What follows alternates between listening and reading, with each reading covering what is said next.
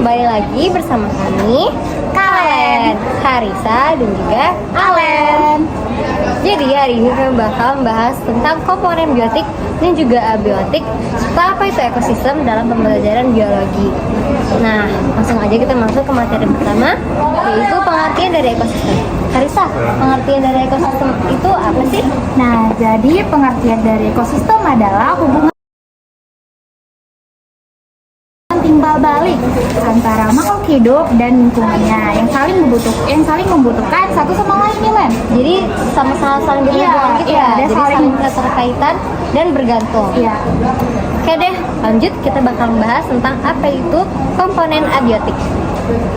Nah, jadi untuk komponen abiotik merupakan komponen yang tak hidup atau berupa benda mati yang ada di permukaan bumi yang membutuhkan atau yang berperan penting pada kehidupan dan juga pada ekosistem.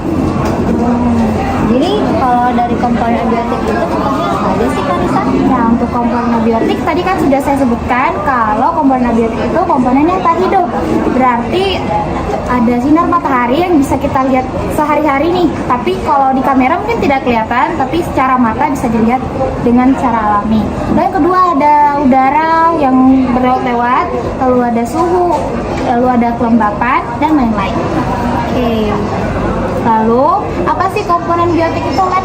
Nah, komponen biotik ini merupakan komponen yang hidup yang berada di atas permukaan bumi ini yang sangat berpengaruh bagi kehidupan kita. Lalu contohnya apa, Len? Nah, contohnya ini paling gampang nih.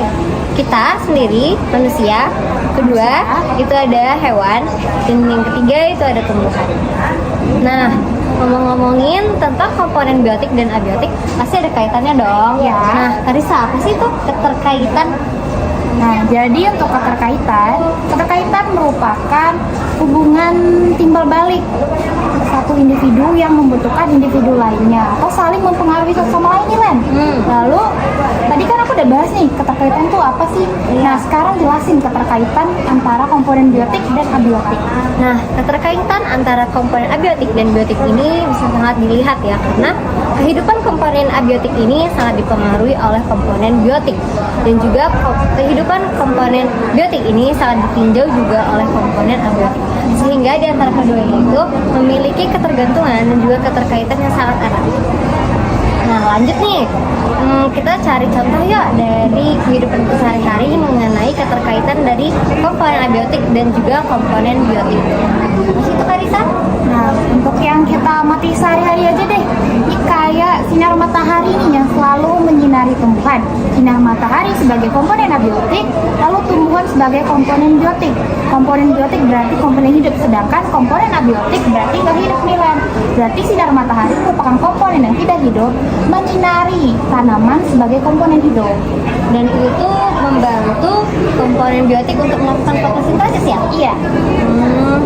Aku juga punya contoh lain nih, seperti sesama komponen biotik atau sesama komponen hidup.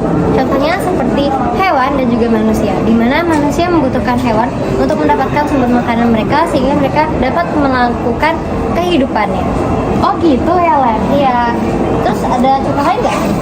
Untuk contoh lainnya, tadi kita ambil deh dari hewan yang tadi disebutin sama Alen.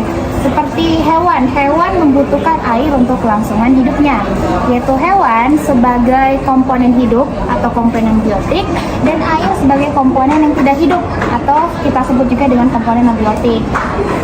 Ada lagi nggak ya kira-kira? Nah, itu dia pembahasan kami mengenai komponen biotik dan juga abiotik serta keterkaitannya. Ya.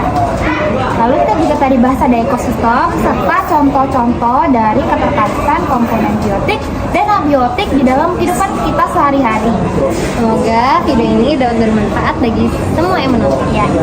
Itu aja dari kami. Semoga bermanfaat. Bye-bye.